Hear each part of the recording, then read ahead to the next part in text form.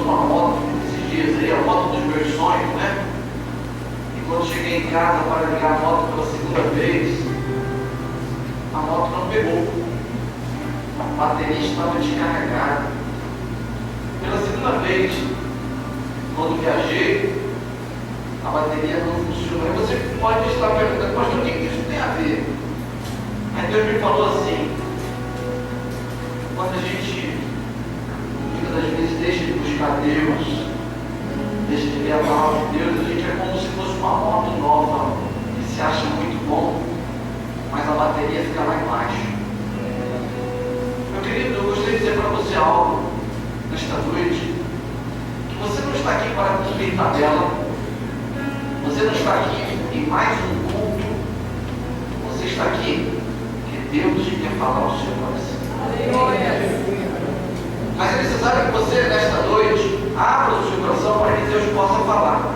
Porque você pode muito bem estar aqui sentado e estar pensando no campeonato brasileiro, estar pensando nas contas que tem que pagar amanhã, estar pensando naquilo que você tem que fazer amanhã. Pastor, amanhã, 8 horas da manhã, tem que pregar para cerca de 500 pessoas. E se eu não me policiar na hora do louvor, eu fico pensando o que eu vou pregar amanhã. Mas eu falei, não vou ficar pensando, porque na verdade aqui é a hora de glorificar a Deus, de exaltar o nome do Senhor. Por isso, meu irmão, eu gostaria de dizer para você que você tem tudo para ficar aqui assentado, com carcaça sentada e com a mente em outro lugar. Mas eu convido você para deixar Deus falar em sua vida e em seu coração. Convido você a ouvir a voz de Deus, a recarregar sua bateria, para que você possa, nessa semana, ser um instrumento de Deus, ser um canal de bênção de Deus. Nesta noite eu gostaria de compartilhar com você um texto bíblico de Efésios, capítulo 4. Abra sua Bíblia, por favor. Efésios, capítulo 4. Eu vou pincelar alguns versículos bíblicos desse texto, escrito por Paulo, quando estava preso, prisioneiro. Ele escreveu para Paulo, Paulo escreveu para os crentes em Éfeso, com os dizeres assim, acerca da unidade da fé. Efésios 4, de 1 em diante. E você que está na internet também, que a nossa igreja também tem o nosso culto filmado, gravado, você pode nesta noite, ou deste dia, refletir acerca dessa mensagem que diz assim, como título: a unidade da fé. Acompanhe na sua Bíblia, Efésios 4, de 1 em diante. Ó, pois eu, o prisioneiro do Senhor, que andei de modo digno da vocação por que foi chamado, com toda a humildade, com toda a mansidão, com toda a longanimidade, suportando uns aos outros em amor, esforçando-nos diligentemente por preservar a unidade do Espírito pelo vínculo da paz. Há um só corpo, um só Espírito, como também foram chamados numa só esperança da vossa vocação. Há um só Deus, um só Senhor, há uma só fé, um só batismo, e Pai de todos, o qual é sobre todos, age por meio de todos, e está em todos. Verso 13, por lá, até que todos cheguemos à unidade da fé e no pleno conhecimento do Filho de Deus, a perfeita varonilidade, à medida da estatura da plenitude de Cristo, para que não mais sejamos como meninos, agitados de um lado para o outro, levados ao redor por todo vento de doutrina, pela artimanha dos homens, que com astúcia induzem ao erro. Mas, verso 15, capítulo 4 de Efésios, seguindo a verdade e amor, cresçamos em tudo naquele que é a cabeça, Cristo. Que Deus possa abençoar essa palavra ali dos nossos corações, amém? Amém. Meus queridos, eu sou um verdadeiro apaixonado pelos Escritos Sagrados e pelas cartas ou epístolas paulinas, sou mais ainda. A profundidade de Paulo é algo que nos surpreende. Paulo, um homem cheio do Espírito Santo, que escreveu várias cartas, e por incrível que pareça, quem acompanhou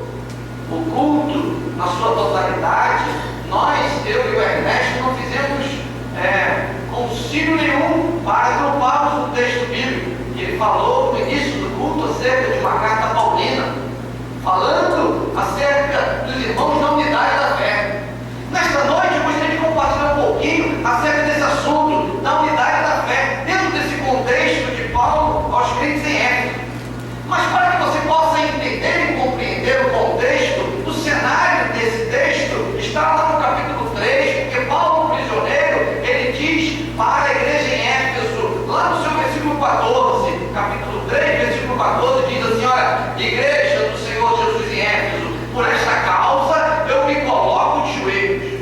Paulo introduz essa mensagem dizendo que o que ele vai falar é tão importante, que ele se coloca de joelhos para aquela igreja, para que ele possa enviar essa mensagem para a igreja.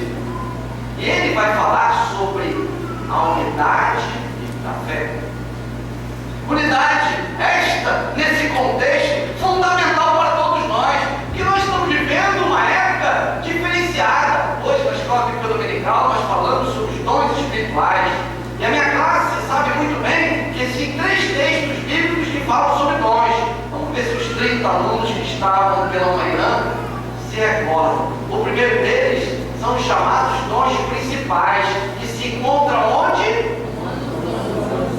Romanos 12, muito bom. E nós falamos sobre aqueles dons principais, que são 7: profecia, ministério, ensino, exortação, contribuição, presidência e misericórdia. Nós apresentamos aqui que cada crente tem um dom espiritual.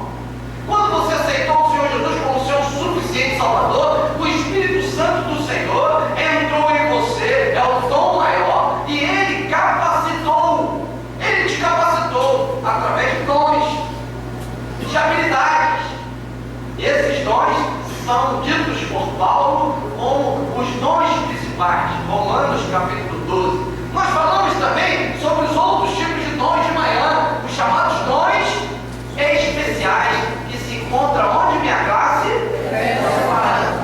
Essa minha classe está de parabéns, Efésios 4. E são 5 os dons especiais: apóstolos, profetas, evangelistas, pastores e mestres. E nós apresentamos aqui para a classe que esses dons especiais são capacitações a mais que Deus dá para alguns crentes. Todo crente tem um dom principal, e alguns, para a liderança, têm os chamados dons especiais. E eu concluí pela manhã os chamados dons ocasionais, que se encontram onde, minha classe? Lá na internet não ouvindo, hein? 1 Coríntios 12. 1 Coríntios 12. Oh, eita, classe inteligente. Que são 9: sabedoria, conhecimento, fé, dons de cura, operação de milagres, profecia, discernimento, línguas, interpretação. Esses dons, nós falamos aqui, são os dons ocasionais que Deus dá e Deus tira quando Ele quer. Por que eu estou falando isso? Porque no meio da igreja do Senhor Jesus, nós estamos vivendo uma época que Paulo já vivia, uma época de turbulência, onde existe desunião, onde não existe unidade. E unidade no dicionário, eu tive o preciosismo de procurar lá, que quer dizer assim: unidade, coesão, harmonia, homogeneidade, identidade, igualdade, singularidade, união e uniformidade. Ou seja, Paulo fala que falta isso na igreja. Falta por quê? Porque muitas das vezes nós estamos embaralhando os dons. Muitas vezes existe uma briga entre membros acerca de dons, para ver quem vai ser o maior, quem vai ser o melhor.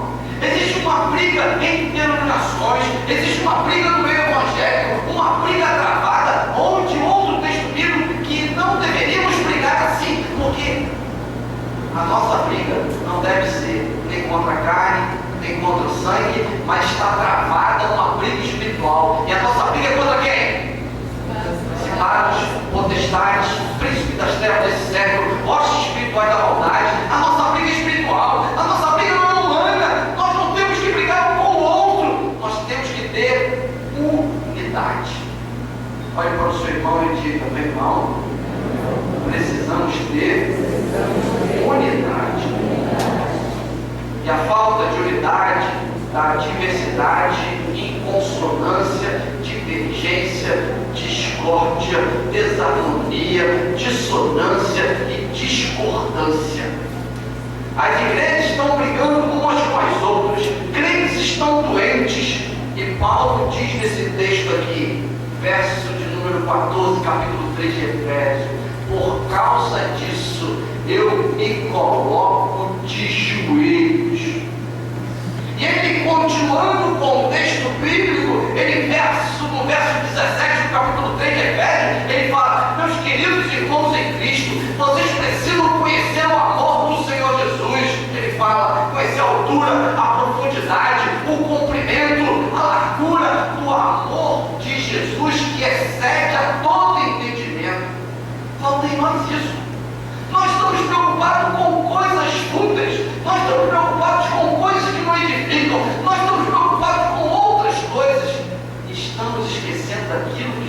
especial que, segundo o texto, o contexto, verso 19 diz: conhecer o amor de Cristo que excede a todo entendimento. Nesta noite, em alguns minutos, eu gostaria de dizer para você o contexto desse texto, quando Paulo diz assim: eu rogo, eu clamo, capítulo 4, versículo 1, ele diz: eu como prisioneiro, Paulo estava preso, e diz assim: eu clamo que vocês andem de modo digno, com a vocação que fostes chamados. Paulo está falando para todos nós que nós fomos chamados. Deus te chamou. Deus te escolheu. Existe outro texto que diz assim: não vos escolheis vós a mim, mas eu vos escolhi a vós e vos nomeeis para que vades e dê fruto, e o vosso fruto permaneça. Olhe para mim, meu irmão. Deus te escolheu. Você não está aqui por acaso. Você não está aqui simplesmente por estar aqui. Você está aqui porque Deus tem uma obra em sua vida. Você está aqui porque Deus quer falar ao seu coração. Por isso Paulo fala nesse texto bíblico que nós precisamos andar de um modo digno, com a vocação com que nós fomos chamados. Qual é o modo digno? Veja no verso de número 2. A mesma coisa que o Ernesto leu em outro texto de Timóteo. Paulo fala aqui para os crentes em Éfeso. Ele fala assim: você tem que andar primeiro com toda, verso 2, capítulo 4, com toda humildade. Humildade quer dizer modéstia, simplicidade, singeleza, sobriedade. Falta isso em nós muitas vezes. Nós estamos olhando de cima para baixo como se nós fôssemos alguém melhor que outros. Na verdade, nós não somos. Paulo fala com toda humildade, aí depois ele fala com toda mansidão. Mansidão quer dizer no original calma, paciência, docilidade, placidez, quietude, serenidade, suavidade. Falta em nós isso. Nós estamos agitados, nós queremos muitas das vezes dar a mão a Deus, dar uma mãozinha a Deus. Aí Paulo fala: você quer ter uma vida cristalmente, uma unidade na igreja, meu querido, seja manso. E ele apresenta outra característica necessária, além da humildade. Veja no versículo 1, versículo 2, capítulo 4 de Efésios, ele fala da mansidão. Depois ele fala sobre o quê? A longanimidade, que é a capacidade de suportar, é a capacidade de ser altruísta, de ser bondoso, generoso, é você suportar as afrontas com o servo de Deus. Lembra de Estevão, quando foi apedrejado, ao invés de xingar todo mundo, chutar o pau da barraca, ele olhou e falou: Senhor, perdoa, Senhor, não impute tal pecado. Longanimidade, o crente tem que ter. E Paulo não para por aí, ele fala humildade, mansidão, longanimidade, e ele também fala uma outra característica, que é o quê? Suportar uns aos outros em amor. Esse suporte, eu já falei em outros textos bíblicos, não é o sentido de aturar, não, mas é o sentido de sustentar, apoiar, carregar, escorar, levar, segurar, sustentar o irmão. Meu querido, você nasceu para isso. A igreja está aí para isso, para um ajudar o outro. Às vezes, numa cadeira dessa, a cadeira branca quebra, e já quebrou muitas das vezes, fica todo mundo rindo. Não é para rir, não, é para sustentar, é para continuar que ele volta e sustenta a cadeira dele. Esse é o sentido bíblico. E Paulo, ele conclui dizendo o seguinte nesse texto bíblico: ele fala humildade, mansidão, longanimidade, ajuda, suportando em amor. Aí no verso 3, eu entro na mensagem de hoje, ele diz assim, ó: esforçando diligentemente por preservar o que, meu querido? Preservar a unidade. Aí nesse contexto bíblico, Paulo fala 7 características de um. Aí vai falar 2, 3, ele fala assim, ó: 1, unidade do Espírito. Aí ele fala: para que tenhais, verso 4, para que tenhais Espírito, para que tenhais uma esperança, para que tenhais um só Deus, para que tenhais uma só fé, para que tenhais um só batismo. Aí no verso 6, um só Deus e Pai de todos. Por que eu estou maximizando um? Porque é a unidade. Nós somos chamados para ser um. Nós não podemos estar desunidos, brigando um com o outro. Nós precisamos estar unidos. E esta é a mensagem que eu gostaria de transmitir para você, meu querido. Nós temos que preservar a unidade do corpo, do espírito, da esperança do Senhor, da fé, do batismo em Deus. Você foi chamado para o corpo. E esse corpo precisa estar unido, precisa estar junto.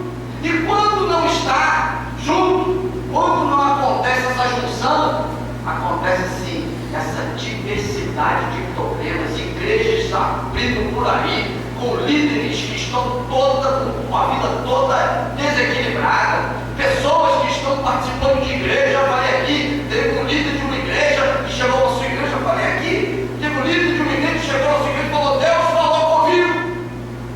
E Deus não tinha falado da Bíblia, falou de outra forma. Deus falou comigo que nós temos que sair por aí no bairro, sair urinando, porque as raposas, os cachorros fazem isso. E Deus falou que nós temos que tomar posse. Aí, Sociedade Senhora urinou do lado direito, os homens do lado esquerdo, as crianças na frente, em volta da cidade, tomaram posse da cidade. Que heresia é essa, meu irmão? Nós estamos hoje com pessoas levantando ideias. Eu estava anotando algumas das heresias que nós temos aí por aí afora. Escute essa. Joseph Smith, fundador do mormonismo, ele alegava estar revelando coisas de Deus. E ele diz que Deus mora numa estrela chamada Colobe, que tinha gente morando na Lua. Inclusive ele, fundador do mormonismo, diz que foi recebido numa missão especial para pregar o Evangelho na Lua. Outro, Allan Kardec, fundador do Espiritismo, dizia também que está restaurando a verdadeira religião de Cristo. Ele afirmou, diz aqui no livro, que a chave completa para entender a Bíblia estava no Espiritismo. Ele diz que tal doutrina era mais completa que Jesus, que tinha gente morando lá na Lua, que o Espírito pode influenciar uma pessoa para que ela morra fulminada por um raio. E ele diz ainda que o azarado tem que aceitar o sofrimento sem reclamar, diferente daquilo que foi dito aqui. Tá? Outro homem que se diz um grande homem de Deus, o fundador dos Testemunhos de Jeová, Charles Russell, diz que está restaurado pelo Evangelho e afirma que ninguém podia conhecer a Bíblia sem ler os livros dele. Mais importante do que a Bíblia era o livro de Charles Russell, fundador do Testemunho de Jeová. Henri Cristo, que vocês conhecem, que se dizia Cristo, diz ele que Henri Cristo, só ele mais 144 mil fiéis queriam ir para o céu, e ele é a própria reencarnação de Jesus. Meu querido, por que eu estou falando e pensando alguns desses? Porque o próprio Paulo, veja comigo, veja o que ele diz lá em alguns textos bíblicos. Abra sua Bíblia lá no livro de Hebreus, capítulo 13, 9, e 1 Timóteo 4, 5. Hebreus 13, 9.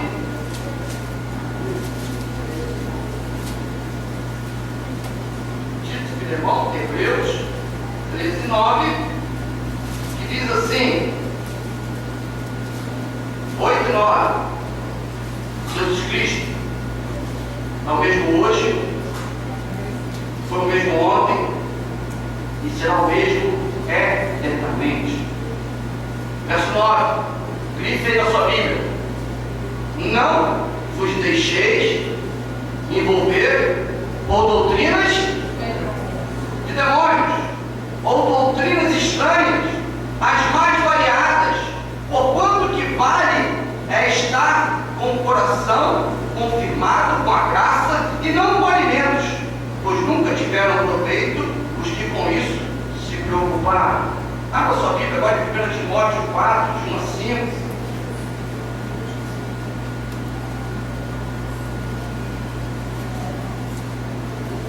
Diz lá.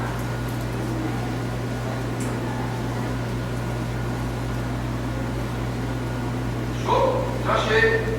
Diz assim: ora, o Espírito Santo diz que nos últimos dias alguns apostatarão da fé, ou obedecerem a espíritos enganadores e ensinos de demônios, pela hipocrisia dos que falam mentiras e que têm cauterizado a sua própria consciência, que proíbem.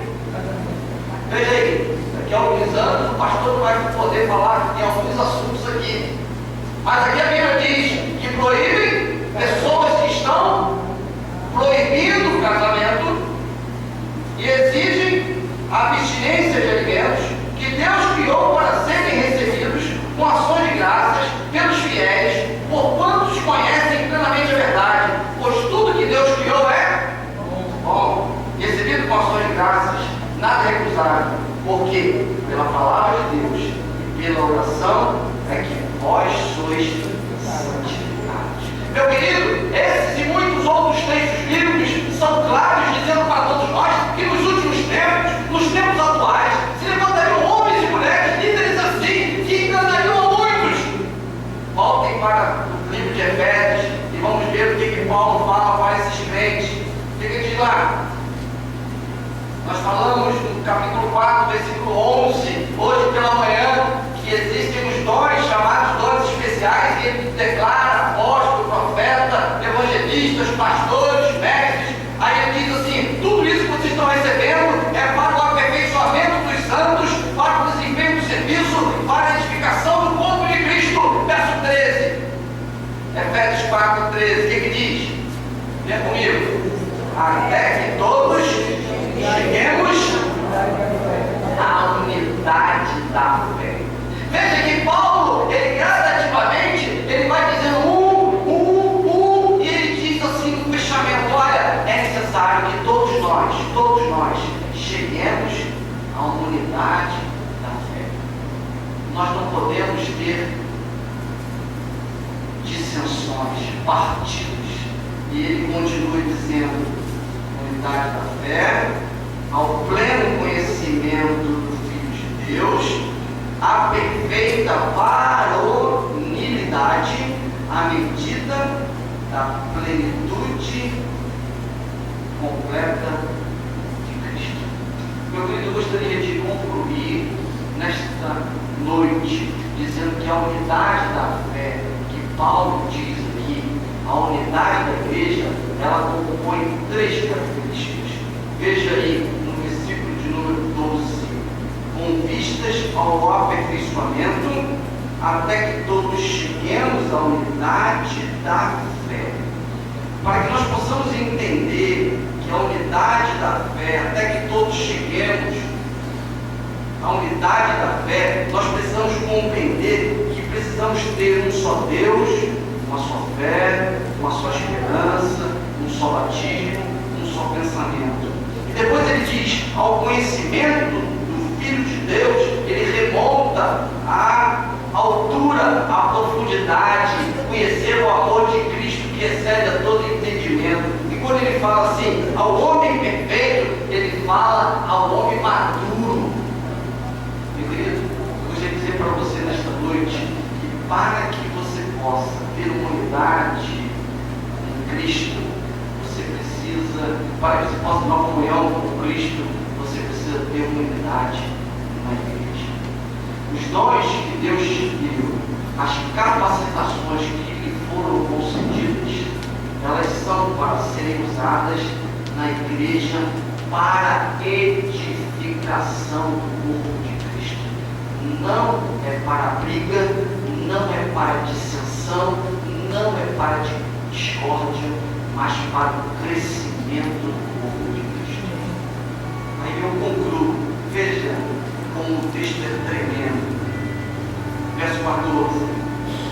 Olha lá, e diz lá, para que nós não sejamos como meninos, agitados de um lado para o outro, levados ao redor de todo vento de doutrinas, pela artimanha dos homens e com astúcia induzem o erro, mas seguindo a verdade, em amor, cresçamos em tudo cristão. Paulo novamente ratifica dizendo que ainda existem crentes, membros das igrejas, que são levados por doutrinas de homens astuciosos que têm disseminado as igrejas do Senhor Jesus. Meu querido, nesta noite, a mensagem é sobre unidade em Cristo. Você não faz parte de uma igreja por acaso. Você não é chamado aqui por acaso. Você é chamado para fazer parte do corpo de Cristo. E se você não estiver ligado no corpo de Cristo, se você não estiver junto do corpo de Cristo, você é como se fosse uma brasa fora do Brasil. O que vai acontecer? Vai apagar. Ou como uma moto que não é ligada. O que vai acontecer com a bateria? Vai descarregar. Nesta noite, Deus quer mostrar para você que você tem que estar ligado na sua igreja, no corpo de Cristo. E o ligado no corpo de Cristo, isso não quer dizer que você não esteja à mercê de um mundo que está cheio de líderes, homens incautos, homens perniciosos, homens de uma vida toda desequilibrada. E eu digo homens e mulheres, líderes, muitos por aí, com doutrinas falsas, doutrinas de demônios, que só levam à destruição.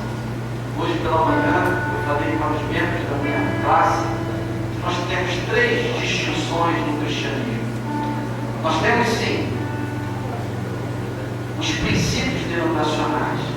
E aqui a nossa igreja, ela não prega princípio denominacional. Porque tem igreja que acha por bem ter um princípio. Cada um tem o seu princípio. E nós não estamos aqui para jogar pedra em nenhum princípio. Porque o princípio denominacional é importante. Alguns irmãos acham por bem não assistir televisão. Tudo bem. Outros irmãos acham por bem não fazer outras coisas. Tudo bem. Cada um tem o seu princípio. O princípio denominacional, eu falei de manhã, ele modifica. Eu sou de uma época que a igreja batista não podia, naquela época, antigamente, jogar futebol. O meu sogro, ele tem um pai que falou para ele: olha, não joga futebol, isso é do diabo. E ele foi lá escondido jogar bola, ficou no gol, falou assim: ó, você fica no gol, você nunca jogou bola, fica no gol. Ele ficou lá, aí veio o atacante na frente dele, ele levou as palavras do pai: olha, jogar futebol é do diabo, é do diabo. Ele saiu correndo, deixou o gol, o cara fez o gol. Porque na mente dele, jogar bola era pecado. Mas antigamente era assim. Mas hoje nós sabemos que aquele jogador de futebol, o goleiro, João Leite, ele nos jogos, ele entregava Bíblias. E ali iniciou-se o trabalho chamado Atleta de Cristo. E hoje nós sabemos que jogar bola não é pecado. Isso era um princípio denominacional. Mudou para melhor. Antigamente não se tinha teclado. Antigamente não se tinha. Era somente nos cabarés que tinham teclado. Quando jogou isso na igreja, não pode. Não pode. Depois a gente viu que não é um teclado que está em pecado. Não tem nada a ver. Antigamente não se podia bater palma, hoje se bate palma. Isso está evoluindo, crescendo, desenvolvendo. Isso é bom, meu irmão, é princípio denominacional. Existem práticas também. Essas práticas variam de lugar para lugar. Tem crente brigando por prática. Meu querido, varia a prática. O crente lá na Alemanha é diferente do crente do Brasil. Eu e Simone viajamos lá na Inglaterra, o pessoal é diferente. Na África eu tenho uma irmã, que eu falei na minha classe, que lá eles no dízimo de oferta, eles vão dançando para lá, dançando para cá. Se tem 10 reais, trocam e vão uma moedinha 10 vezes ali na frente.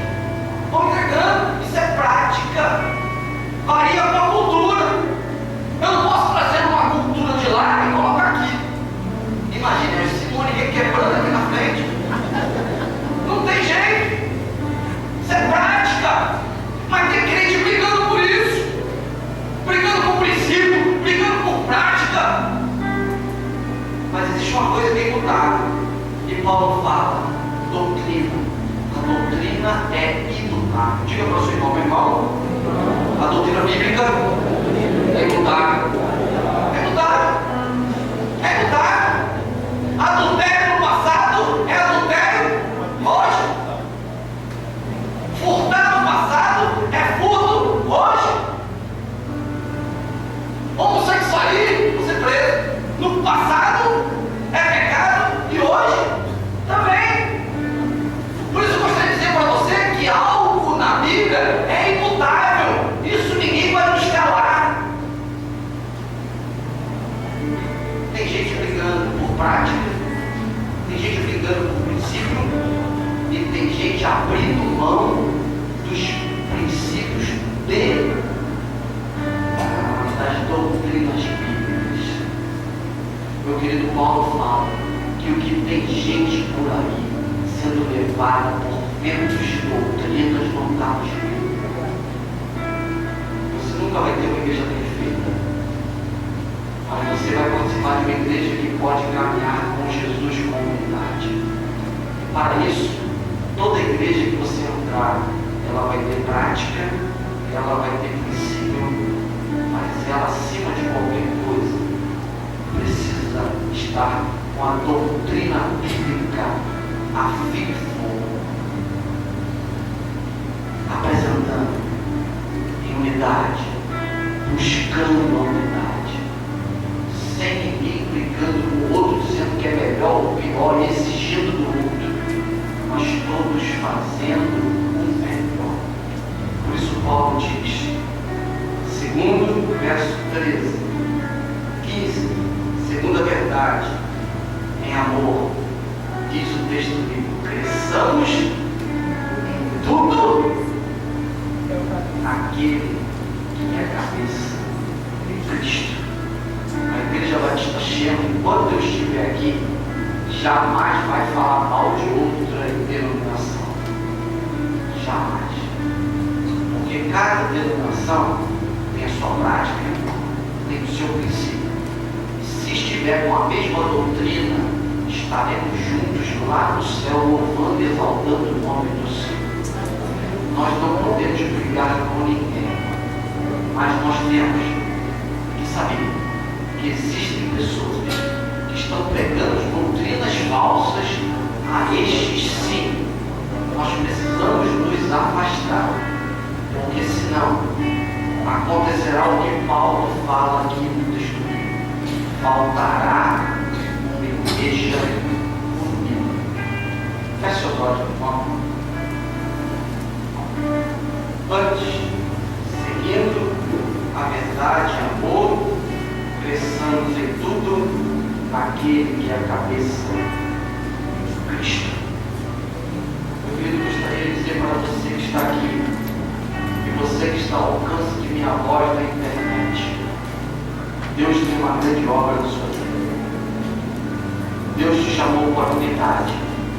Deus te chamou para fazer parte de um clube, de uma igreja. Não abra mão do propósito de Deus em sua vida. Que Deus possa te abençoar.